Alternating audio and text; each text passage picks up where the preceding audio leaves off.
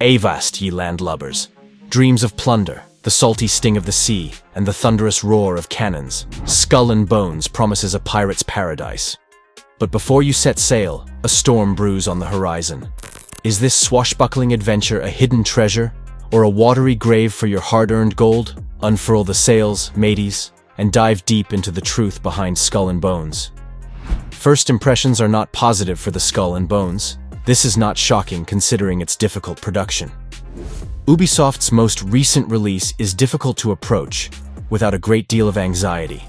However, following 6 distinct delays, several discarded ideas, and 11 years of development hell, the game's first few hours indulge in its worst features rather than showcasing Skull and Bones' strongest points. Things do get a little better with the increasing frequency of fighting, especially when you have more options and can modify your ship and its arsenal, but not enough to keep it from sinking to the bottom. Forget about scurvy. A serious case of live service insipidity plagues this daring journey.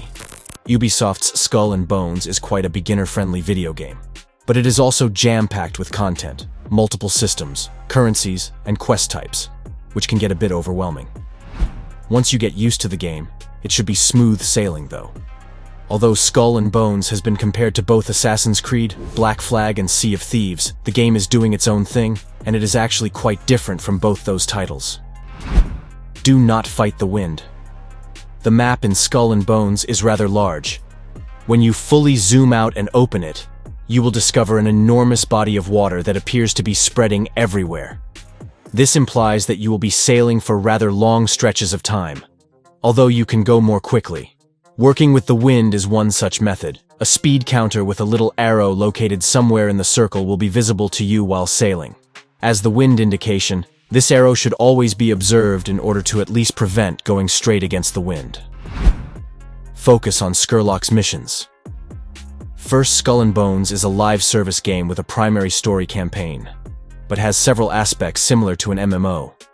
The missions are contracts that resemble those found throughout the rest of the game, but Captain Scurlock, the most formidable pirate in St. Anne, is the one who assigns them. Even if you're not very interested in the plot, this is where you should start.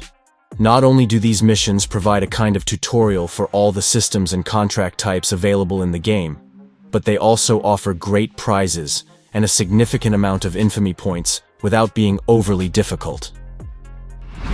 Respect the level requirements. Should you, like us, be accustomed to pushing the boundaries of difficulty and eagerly embracing a challenge, you may find it easy to disregard Skull and Bones' level prerequisites for contracts. Of course, you can still do it, but you'll probably regret it. The game's leveling system isn't totally linear. The total of everything you have on board, including armor, weaponry, and furnishings, determines your ship's level. We recommend sticking to contracts that are no more than one level above your ship's level since, if you're a level 5 with the proper armor, a level 7 ship will probably destroy you in a few bullets. Upgrade your tools. One of your first priorities needs to be upgrading your equipment. Of course, armor and weapons are crucial, but as the game progresses you do get some of both. However, tools can only be made, and Scurlock's tasks will unlock the majority of the most important blueprints. Watch out for when you obtain them, and make an effort to create the tools as quickly as you can. This will increase your harvesting efficiency and open additional shipwrecks for looting. Thus, the sooner you obtain them, the more profitable your investment will be. Buy every blueprint you can. Skull and Bones map is dotted with dozens of outposts and towns. Dock on each and every one of them. Then scan the trade screen for anything that catches your eye, especially blueprints. Although the game offers you a variety of options, purchasing blueprints from these merchants is the most reliable method to obtain them. The latter ones are only accessible by meeting certain conditions related to infamy, although you can always use the blacksmith's crafting menu to find out where you may get them. You'll know where to go as long as you've found the outpost. Use fast travel. As previously mentioned, Skull and Bones has an enormous map. While it might be enjoyable to spend many minutes at a time on a trip, it can also get repetitive when you have to farm for certain materials or go back after a contract. For just this reason, Ubisoft included a fast travel feature in the game. Yes, it is an expense that, depending on the distance, can grow rather high. However, the more silver you'll have at the end of the day, the faster you get things done. Pirates, never forget that time is money. Empty your cargo hold. It's simple to just go on a collecting binge, gathering everything until your cargo hold is about to burst, with Skull and Bones' abundance and variety of goodies. Seeing the orange bar almost reach its maximum may be quite rewarding, but it's rarely a wise choice to do so. You should regularly empty your cargo hold of anything you don't need, because you lose the majority of your stuff when your spacecraft is destroyed. This may be done at any outpost where you can dock, and it will save you time selecting which stuff to retain, in addition to saving your loot. Always discover points of interest. For our pirates, the entire geography is new, even though the coasts of East Africa and Southeast Asia were known by the late 17th century. During your travels, you'll be venturing into the unknown and navigating through mist, so you should make every effort to stop at every site that catches your eye. By doing this, you will give their colony or outpost a name on the map and greatly simplify your life if you need to gather supplies, look for a blueprint, find a prize, or find evidence for an inquiry. Until the full map is found, a pirate's quest is not complete. Keep hydrated and nourished. Beyond simply rum, pirates also want food and water. There is a barrel of water at each outpost, so fill up there, as drinking water while sailing speeds you up by around 4 knots. Considering how much time you'll be spending traveling back and forth for extended periods of time, it's better to discover this function early on, rather than 20 hours later.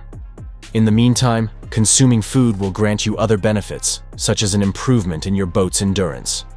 As with the above, it is wise to deliberately take this material before venturing into combat or embarking on a lengthy journey into the unknown.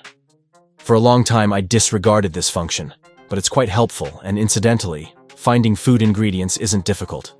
Stick together in co-op. While it's lovely to be thrown into a group at random, it's only worthwhile to stay with the other members in the early hours. This is due to the fact that opponents are more powerful in cooperative games, even if the other members of your team are 20 miles away, engaged in separate activities. Granted, defeating enemies will provide greater treasure, but if you're a lone sailor, especially in the wee hours of the morning, you should definitely avoid playing on a difficulty meant for group play. If you see another player going hog wild on a settlement or baddie, join in. You may occasionally come across other human players fighting it out with larger bounty targets or the smaller free towns while exploring the oceans. Take advantage of the situation, particularly if the battle is already half over. Help out and get involved. You'll enjoy the treasures and silver that come with it in addition to all the related infamy. Similarly, if you are accepting a settlement on your own, raise your spyglass, scan the screen, and mark the call for help option. Make use of it. It notifies nearby players, and destroying villages with others is far, far simpler than doing it alone. Thank you so much for joining us today. We hope you enjoyed the content and found it both informative and entertaining. Don't forget to like, share, and subscribe to our channel for more exciting videos like this.